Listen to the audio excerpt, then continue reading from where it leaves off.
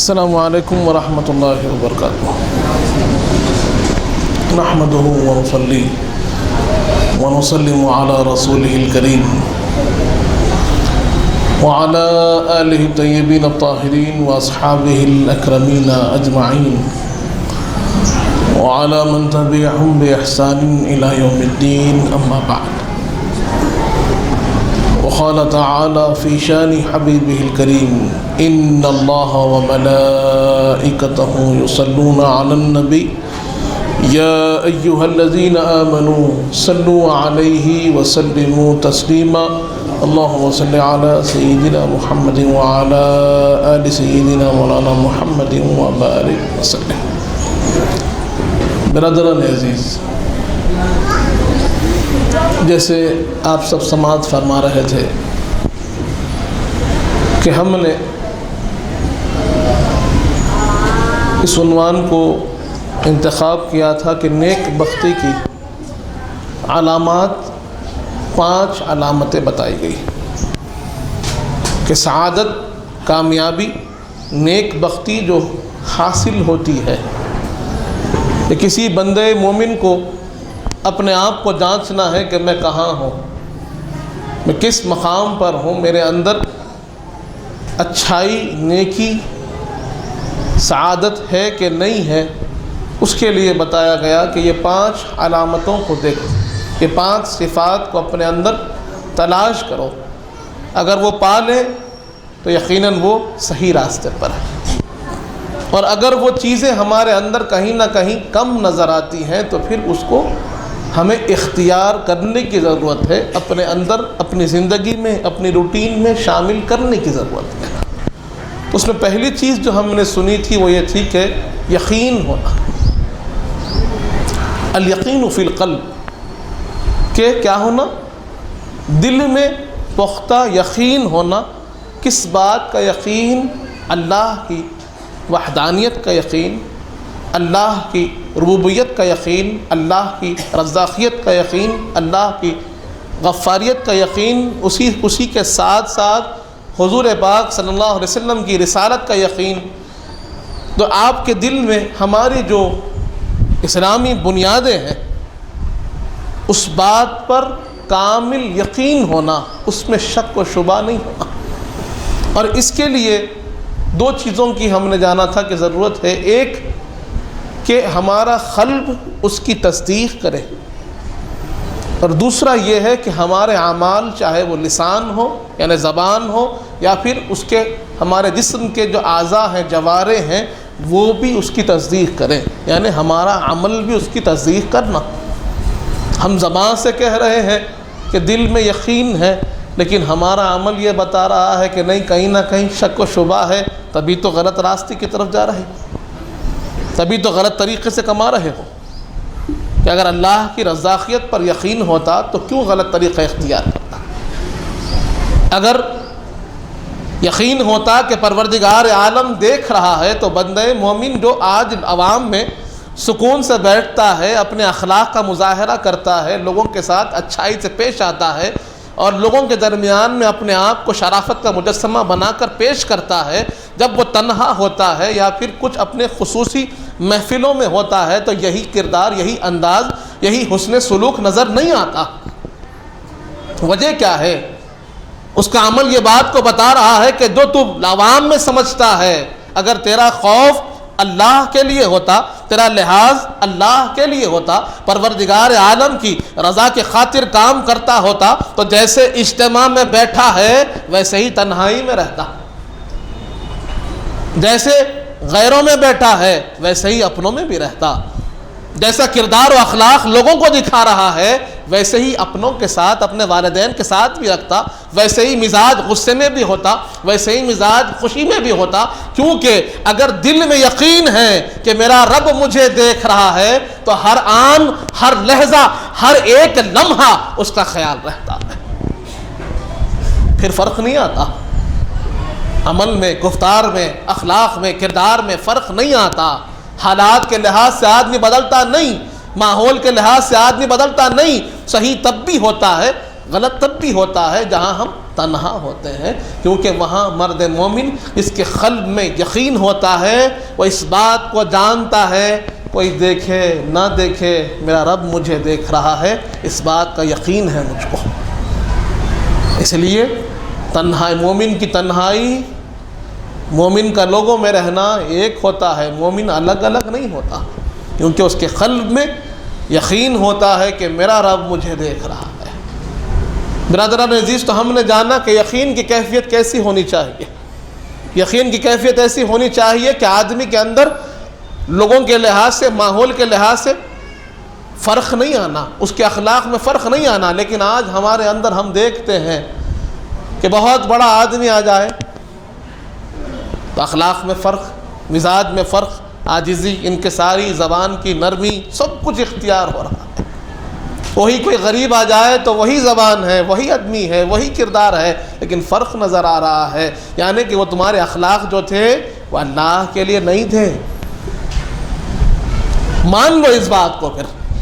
یہ نہ کہنا کہ نہیں میرے اخلاق، میں نے وہ جو اخلاق میں نے اختیار کیے ہیں حضور پاک کی سنت ہے، وہ جو اخلاق میں نے اختیار کیے ہیں اللہ کے حکم کے موافق کیے ہیں، کیونکہ اللہ خوش ہوتا ہے حسن اخلاق سے، حضور پاک نے حکم دیا ہے حسن اخلاق کا، یہ مت کہو۔ پھر اگر اس بات کی آپ گواہی دے رہے ہیں، اس بات کی طرف اپنے آپ کو آمادہ کر رہے ہیں کہ میں اللہ کی رضا کی خاطر اچھائی کو اختیار کر رہا ہوں، تو پھر ہر حال میں اچھائی ہونی چاہیے، ہر حال میں اخلاق ہونے چاہیے، ہر حال میں غریب ہو، امیر ہو، چھوٹا ہو، بڑا ہو، آپ غصے میں ہو، آپ خوشی میں ہو، آپ کے کردار میں، آپ کے اخلاق میں، آپ کے انداز میں، آپ کی اچھائی میں فرق نہیں آنا۔ ہاں یقیناً ہو سکتا ہے کہ آپ کو کہیں مزاج کی اختلاف ہو، خاموشی اختیار کریں، لیکن آپ گناہ کی طرف نہیں جا سکتے، کیونکہ آپ کو یقین ہے کہ اللہ دیکھ رہا ہے اور اللہ کو گناہ پسند نہیں ہے۔ تو پہلی چیز جو ہم نے جانی تھی وہ کیا ہے کہ ہمارے اندر، ہمارے قلب میں یقین ہو، یقین ہو اللہ کی موجودگی کا، یقین ہو اللہ کے ان نعمتوں کے دینے کا جسے ہم طلب کر رہے ہیں، یقین ہونا چاہیے۔ اس کے بعد دوسری چیز جو بتائی گئی ہے کہ آدمی کو نیک بخت بننا ہے، آدمی کو کامیابی کے راستے پر، سعادت کے راستے پر، اللہ اس کے رسول کی خوشنودی کے راستے پر چلنا ہے۔ الورع فی الدین، دین کے اندر ورع ہونا۔ ورع کا مطلب کیا ہے؟ ورع کا مطلب بتایا گیا ہے، ہم نے سنا تقوی کے بارے میں، کئی لوگ ورع اور تقوی کو ایک ہی لحاظ سے بیان کرتے ہیں، یعنی مترادف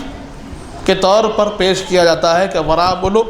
کہ تقوی بولو، دونوں ایک ہی معنی ہے، لیکن تھوڑا سا فرق ہے۔ یہ عربی زبان کی خصوصیت ہے کہ جہاں لفظ کا فرق آتا ہے وہاں پر معنی میں بھی تھوڑا فرق آتا ہے۔ تو جہاں ہم نے تقوی کے بارے میں سنا تھا کہ تقوی کا مطلب ہے اپنے آپ کو ہر اس چیز سے بچانا جس کے بچنے کا، جس سے منع کا حکم ہے، یعنی ہر ایک منع کردہ چیز سے بچانے کا نام تقوی ہے۔ اس بات کو ہم نے جانا تھا، اور متقی آدمی کب بنتا ہے؟ جب وہ اپنے آپ کو گناہوں سے، ہر منع کردہ چیز سے بچا لے۔ اب ورع کیا ہے؟ ورع کے اندر تھوڑا اور اضافہ ہے، تقوی کے اندر اور تھوڑا اضافہ۔ اب ذہن میں خیال آئے کہ بھائی تقوی میں اور اضافہ کیا ہو سکتا ہے؟ ہر گناہ سے بچ رہے ہیں،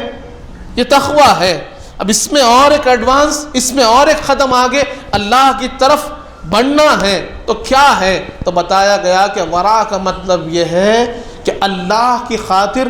ہر اس چیز سے بچنا جس میں شبہ پیدا ہو جائے۔ تقوی کیا ہے؟ ہر حرام چیز سے بچنا،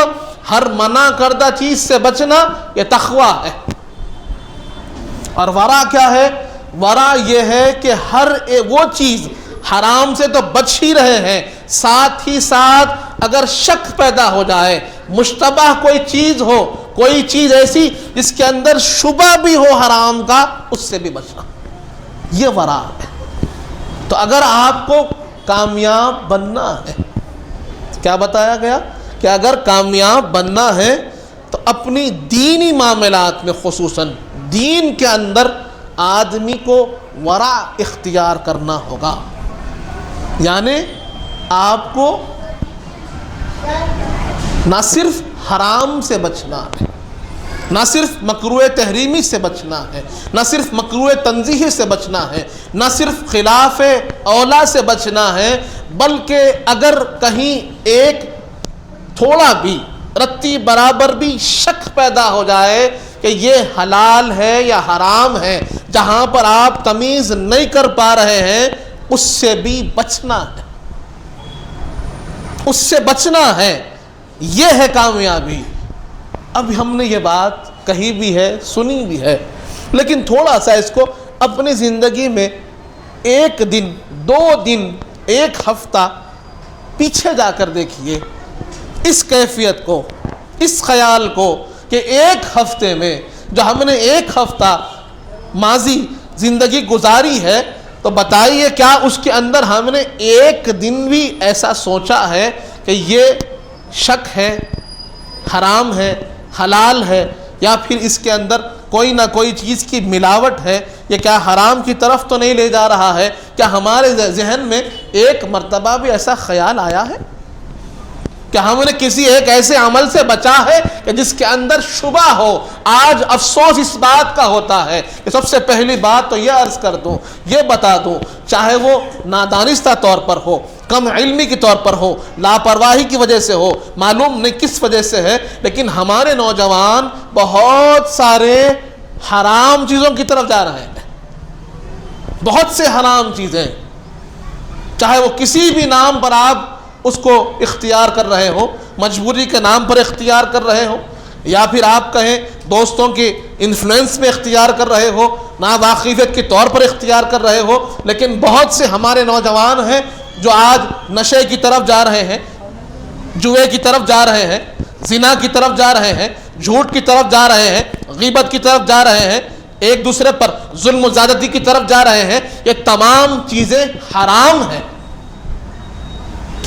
یہ تمام کے تمام گناہ کبیرہ ہے، یہ حرام ہے، جو آج ہمارے معاشرے میں، ہمارے بھائیوں کے اندر، ہمارے نوجوانوں کے اندر، ہماری نسلوں کے اندر پائے جا رہے ہیں۔ اور آج ہم بات کر رہے ہیں کہ حرام سے بچنا ہے ہی ہے، ساتھ ہی ساتھ اس سے بچنا ہے جو شک پیدا کرتا ہے۔ اسلام آپ کو دعوت دے رہا ہے اس راستے کی، اور ہمارے نوجوان کہاں جا رہے ہیں، ہمارے بھائی کہاں جا رہے ہیں؟ یہ ہماری ذمہ داری بنتی ہے کہ اگر وہ واقف نہیں ہیں، ان کو معلوم نہیں ہے کہ حلال کیا ہے، حرام کیا ہے، تو سب سے پہلی چیز ان کو حلال و حرام کی تمیز بتائیں۔ ان کو معلوم نہیں صحیح کیا ہے، غلط کیا ہے، تو ہمارا یہ فرض بنتا ہے کہ ہمارا فرض اس سے زیادہ کہ ہم کمائیں کھلائیں، اس سے زیادہ فرض یہ ہے کہ ان کو صحیح اور غلط بتائیں، حلال و حرام بتائیں، نیکی اور گناہ بتائیں۔ اگر یہ نہیں بتائیں گے، آپ کھلاتے جائیں گے، آپ کھلاتے جائیں گے، اور آپ کا کھلانا اس کو گناہ کی طرف لے جا رہا ہے، آپ کا پیسے دینا اس کو گناہ کی طرف لے جا رہا ہے، آپ کا اس کی طرف نظر نہ ڈالنا، آپ کا اس کو وقت نہ دینا، آپ کا اس کو بٹھا کر نہ سمجھانا اس کو گناہوں کی طرف لے جا رہا ہے، تو پھر آپ بھی وہاں پر پوچھے جائیں گے، آپ کی بھی ذمہ داری ہوگی، کیونکہ حدیث پاک میں آتا ہے کلکم راعٍ وَكُلُّكُمْ مَسْئُولٌ عَنْ رَعِيَّتِهِ کہ تم میں کا ہر ایک ذمہ دار ہے اور تمہیں تمہاری ذمہ داری کا جواب دینا ہوگا۔ تو والدین کی ذمہ داری ہے کہ نہ صرف ان کو حلال کھلائیں بلکہ ان کو صحیح راستہ بھی دکھائیں۔ برادران عزیز، آج جب بات آتی ہے غذا کی، ہم جسم کی تقویت کے لیے کیا کرتے ہیں؟ جسم کو طاقتور بنانا ہے، جسم کو مضبوط بنانا ہے، تو آدمی کیا کرتا ہے؟ اچھے سے اچھا غذا کو اختیار کرتا ہے۔ ورزش کرتا ہے، محنت کرتا ہے تاکہ اس کا جسم مضبوط رہے۔ تو غذا کی جو اہمیت ہے جسم کے لیے وہ کیا ہے کہ آپ اچھا کھائیں گے تو آپ کا جسم مضبوط ہوگا۔ اسی طرح روح کی بھی غذا ہے، اسی طرح آپ کے روح کی بھی غذا ہے۔ آسان اگر انداز میں سمجھاؤں کہ اگر آپ کو روح کو طاقتور کرنا ہے، جیسے آپ نے اپنے جسم کو طاقتور کرنے کے لیے کھانے پینے کا استعمال کیا، ورزش کی تاکہ آپ کا جسم مضبوط ہو، اسی طرح اگر آپ کو اپنی روح کو طاقتور کرنا ہے تو پھر آپ کو نیکیاں کرنی ہوگی۔ آپ کو معلوم نہیں روح طاقتور کیسی ہوتی ہے، اس لیے شاید اس طرف محنت نہیں ہے، تو آپ کو بتا دوں روح کی غذا آپ کی نیکیاں ہیں، آپ کا اچھا عمل ہے، آپ کا اچھا کردار ہے، آپ کا اچھی نیت ہے، آپ کے صدقہ و خیرات ہے، آپ کا ذکر کرنا، آپ کا نماز پڑھنا، آپ کا گناہوں سے بچنا، یہ روح کو طاقتور بناتا ہے۔ آسان انداز میں سمجھا رہا ہوں، ویسے تو بہت سے پھر اس کے اندر آپ کو الگ الگ شکلیں نظر آئیں گی، لیکن اگر کسی کو واقعتاً روح کو طاقتور کرنا ہے، آج لوگوں کو خواہش ہوتی ہے کہ میں روحانیت میں مضبوط ہو جاؤں، میں اللہ کے قریب ہو جاؤں، میں اولیاء اللہ کے راستے پر چلوں، کہ یہ جیسے روحانیت میں اپنے آپ کو مضبوط کیے، کیونکہ روح حقیقت ہے، روح ہی سب کچھ ہے، جسم تو کیا ہے ایک لباس ہے اس کا، ورنہ حقیقت تو روح ہے۔ اگر اس کو طاقتور بنانا چاہتے ہیں تو پھر آپ کو نیکیوں کے راستے پر چلنا ہوگا، نیکیوں کے راستے پر چلیں گے تبھی روح طاقتور ہو سکتی ہے۔ اگر کوئی یہ تصور کرتا ہے کہ میں گناہ بھی کروں گا، میں حرام بھی کھاؤں گا، نعوذ باللہ، میں غلط بات بھی سنوں گا، میں غیبت بھی کروں گا، چغلی بھی کروں گا، جھوٹ بھی بولوں گا، ظلم بھی کروں گا، تمام جتنی خرابیاں ہیں، تمام جتنی خرابیاں دنیا میں نظر آ رہی ہیں میں نہیں چھوڑوں گا، اس کے بعد بھی میری روح میں عروج ہو، مجھے روحانی طاقت ملے، میں روحانی طور پر مضبوط ہو جاؤں، تو یہ ممکن نہیں، کیونکہ روحانی طاقت روح کی غذا نیکی ہے، گناہ نہیں ہے، گناہ غذا ہے نفس کی۔ آپ جتنے گناہ کی طرف جائیں گے اتنا آپ کا نفس غالب ہوگا، نفس طاقتور ہوگا، اور اگر نفس طاقتور ہوگا تو پھر آپ کو جہنم کی طرف کھینچ کے لے جائے گا، برائی کی طرف کھینچ کے لے جائے گا، کیونکہ قرآن نے کہا ہے ان النفس لامارۃ بالسوء، یقیناً نفس تو تم کو برائی کا حکم دے گا۔ آپ اس کو طاقتور کریں گے آپ گناہ کی طرف جائیں گے۔ روح کو طاقتور کرنا ہے تو آپ کو گناہ کو چھوڑنا پڑے گا، اور گناہ کو چھوڑنے کے ساتھ اب روح کی غذا کیا ہے؟ روح کی غذا ہے نیکی، روح کی غذا ہے صدقہ، روح کی غذا ہے ذکر اللہ، روح کی غذا ہے استغفار، روح کی غذا ہے ذکر کرنا، روح کی غذا ہے کلمہ پڑھنا، روح کی غذا ہے قرآن پڑھنا، روح کی غذا ہے نماز پڑھنا۔ اگر ہم یہ سب چیزیں چھوڑ رہے ہیں تو روحانیت حاصل نہیں ہو سکتی۔ روحانیت کے لیے آپ کو گناہ کو چھوڑنا ہوگا۔ آسان ہے، سوچے تو بڑا آسان ہے، گناہ چھوڑو اور خود اللہ اس کے رسول کے راستے پر چلو، آپ مضبوط سے مضبوط ہوتے جائیں گے۔ برادران عزیز، تو یہ تین چیزیں آپ کے سامنے رکھی، موضوع کے اندر بات آئی تو میں نے بات رکھ دی کہ جسم کی طاقت کے لیے ظاہری غذا کی ضرورت ہے، ورزش کی ضرورت ہے، اسی طرح روح کی طاقت کے لیے آپ کو ذکر کی ضرورت ہے، گناہ سے بچنے کی ضرورت ہے، اپنے آپ کو اللہ کے راستے پر چلانے کی ضرورت ہے۔ برادران عزیز، تو ہم بات کر رہے تھے ورع کی، تو ورع کیا ہے؟ ورع کا مطلب یہ ہوتا ہے کہ آدمی ان چیزوں سے بھی بچے جس میں شک ہو۔ کس کا شک ہو؟ غلطی کا شک ہو، گناہ کا شک ہو، حرام ہونے کا شک بھی پیدا ہو جائے تو اس چیز سے بچنا، چاہے وہ معاملہ ہو، لین دین ہو، تجارت ہو، چاہے وہ کوئی چیز کی خرید و فروخت ہو، کوئی چیز کا کھانا پینا ہو، کوئی چیز کا استعمال کرنا ہو، اگر آپ کو شک ہے کہ فلاں کھانے میں شاید کوئی چیز ملی ہوئی ہو سکتی ہے، آپ اس کو چھوڑ دیجئے، کیونکہ اللہ نے ہزاروں نعمتیں رکھی ہیں، لاکھوں نعمتیں رکھی ہیں جو حلال ہے۔ اگر آپ وہ حرام لقمہ کھائیں گے، خدا نہ خواستہ اگر اس سے آپ کے جسم میں ایک قطرہ بھی خون کا بن جائے گا تو حدیث پاک میں آتا ہے کہ ایک قطرہ خون جو لقمہ حرام سے بنا ہے وہ آپ کو دوزخ کی طرف کھینچ کے لے جائے گا۔ وہ آدمی جس کے جسم میں خون کے وہ قطرہ ہو جو حرام سے بنا ہے تو پھر جنت کے قریب تک نہیں جا پائے گا۔ برادران عزیز، تو آپ کو ہم کو اس بات کو توجہ دینی ہے کہ ضروری نہیں ہے کہ ہر چیز جو دکھے وہ کھا لیں۔ ہمیں یہ سوچنا ہے کہ ہم حلال کھا رہے ہیں کہ نہیں۔ کوئی بات نہیں ہے کہ اگر آپ کو بہت زیادہ لوازمات نہ ملتے ہو، لیکن یہ بات ضروری ہے کہ جو دانا جا رہا ہے وہ حلال کا ہو۔ دو طرف سے، ایک یہ کہ آپ کی کمائی حلال ہو، ایک یہ کہ وہ حلال کمائی سے جو چیز آپ خرید رہے ہیں وہ بھی حلال ہو، کہ جہاں آپ اس کمائی کو صرف کر رہے ہیں، خرچ کر رہے ہیں، وہ مقام بھی صحیح ہو، حلال ہو۔ اور پھر کہیں پر آپ کو شک پیدا ہو جائے، کہیں پر بھی آپ کو شک پیدا ہو جائے تو اس سے بچنا، اس کام کو بھی چھوڑ دینا، یا پھر اپنے شک کو دور کرنے کے لیے کسی واقف شخص سے معلوم کرنا۔ ہو سکتا ہے کہ ایک جائز کام میں بھی آپ کو شک پیدا ہوتا ہے، ایک حلال چیز میں بھی آپ کو ناواقفیت کی وجہ سے، علم کے نہ ہونے کی وجہ سے آپ کو شک پیدا ہو جائے، تو آپ کا کام ہے اپنے شک کو رفع کرنا، اور جب تک وہ شک دور نہ ہو اس سے بچے رہنا۔ شک ہو تو پھر استعمال نہیں کرنا، اس سے بچے رہنا، اور کسی واقف سے، اس فیلڈ کے واقف سے، اگر دینی معاملہ ہے تو کسی مفتی سے، کسی عالم سے پوچھئے، دنیاوی معاملہ ہے تو پھر کسی دنیا دار ہو لیکن جس کے اندر دینداری ہو لیکن واقف کار ہو، اس فیلڈ کا ہو، اس سے پوچھئے، تاکہ آپ کو حلال و حرام کی تمیز ہو جائے۔ اور حدیث پاک میں آتا ہے، حضور پاک صلی اللہ علیہ وآلہ وسلم نے ارشاد فرمایا، الحلال بین والحرام بین وبینہما متشابہات، کہ حلال واضح ہے اور حرام واضح ہے، اور ان دونوں کے درمیان میں کچھ ایسی چیزیں ہیں جس میں شبہ ہے، شک ہے، اس میں آدمی کو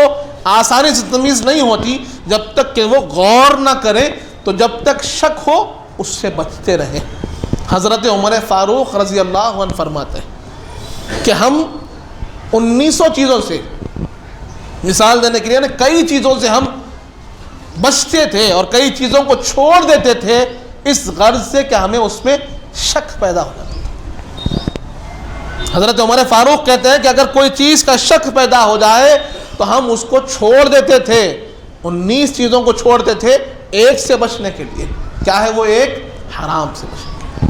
کہ ایک لقمہ حرام کا نہ جائے، اس کے لیے اگر کوئی حلال چیز چھوڑنی پڑے کوئی بات نہیں ہے، حرام سے بچنا چاہیے۔ اگر کہیں پر شک آ جائے، کہیں پر شبہ آ جائے تو اپنے آپ کو بچا لینا، یعنی حرام سے بچنا ہی بچنا ہے۔ حرام سے بچنے کا نام تقوی ہے، اور متشابہات اور شک والی چیزوں سے بچنے کا نام ورع ہے، اور ورع یہ کامیابی کی دلیل ہے۔ حضور پاک نے فرمایا ہے کہ اگر کوئی شخص اتنی عبادت کرتا ہے، اتنی عبادت کرتا ہے کہ وہ سجدہ کرتے کرتے زمین پر نشان بنا دے، اور روزہ رکھتے رکھتے ایسا ہو جائے کہ تار کی طرح ہو جائے دبلا، لیکن اگر اس کے عمل میں، اگر اس کی نماز میں، اگر اس کے روزے میں اگر ورع نہیں ہے، تقوی پرہیزگاری نہیں ہے، بچتا ہوا عبادت نہیں کر رہا ہے، تو وہ عبادت فائدہ بخش نہیں ہے۔ حضور پاک فرماتے ہیں کہ جس عبادت میں ورع نہیں،